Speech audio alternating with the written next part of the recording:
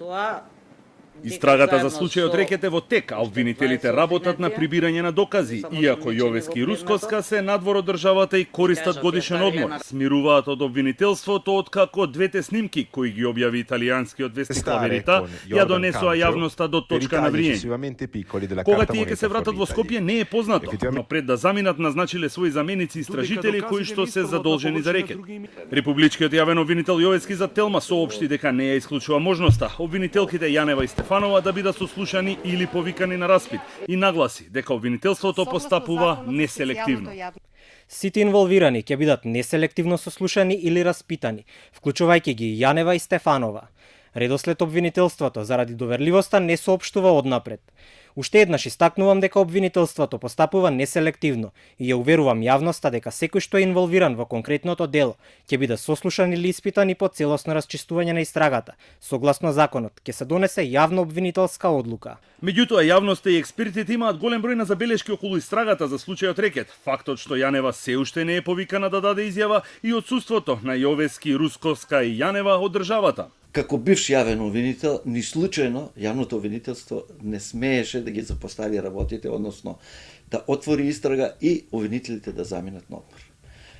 Првиот од предосторожност ради себе се спомнува како име и презиме, вториот како надлежен јавен обвинител да ја води истрагата. Поранешниот судија е обвинител, а сега адвокат Александар Наков смета дека Јанева досега морала да биде опфатена со истрагата. Ни случајно не смееше да се остави работата вака, катица да замене, да форматира телефони и сето тоа, затоа што сето тоа веќе ствара сомнение кај луѓето дека истрагата не е водена согласно Законот за кривична постапка.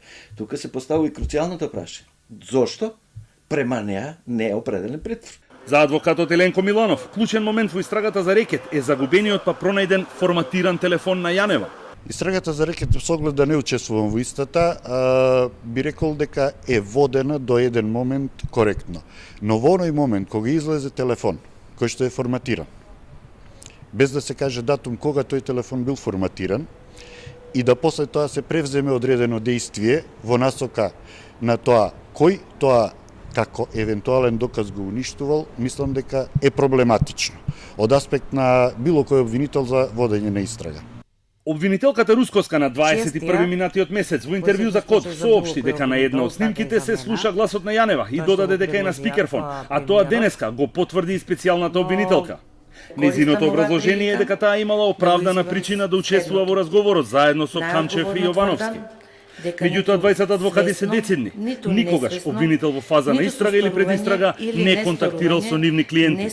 Во ниту еден предмет кој што го води СЈО, во кој што сум бранител, до сега ниту еден обвинет не ми кажал и не ми информирал дека било кој обвинител од СЈО му се јавил, го побарал, повикал или разговарал со него.